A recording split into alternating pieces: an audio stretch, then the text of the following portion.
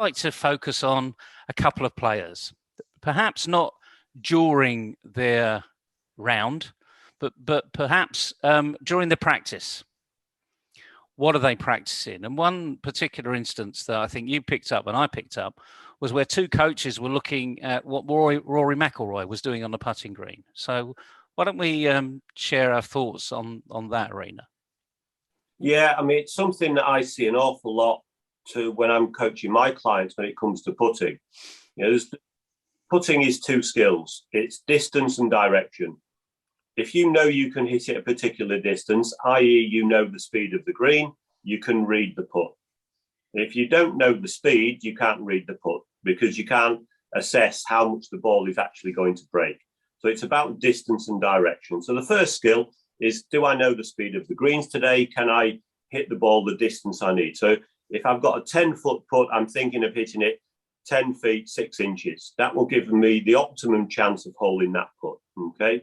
So there was one instance where McIlroy was practicing short putts, and I would say he was holding 10 out of 10, on the putting green, no pressure, 3 foot, 4 feet, maybe 5 feet.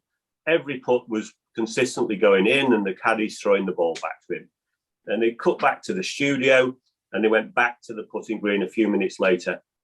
He's then hitting putts from 15 and 20 feet. And none of them were going in. But interesting enough, the 15 to 20 feet is likely to happen on a links course just because of the break. So the short putts, typically, as we saw consistently over the weekend, the short putts were there because they were two putting. Yes.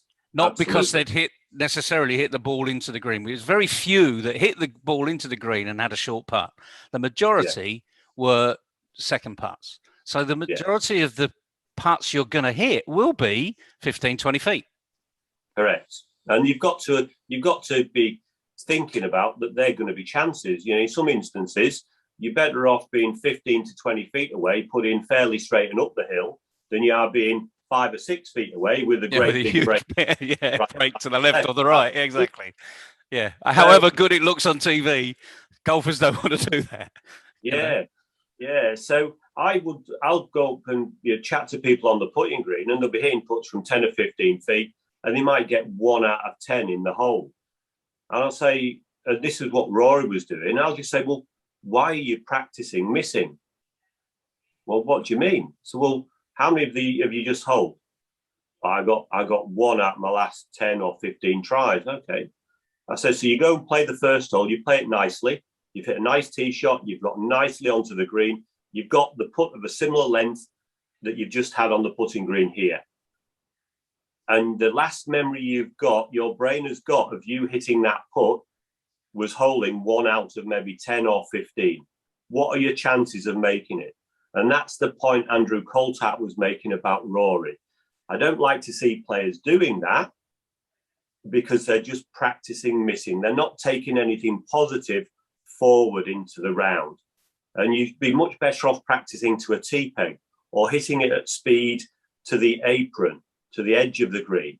So you're gauging and just getting used to the speed of the green. These guys can read greens.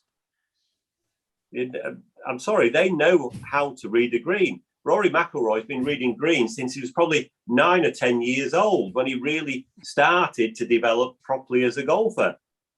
And now they're looking at books that are telling them how to read greens. Well, gravity is gravity. Trust your instincts, use your eyes, get a feel for the pace.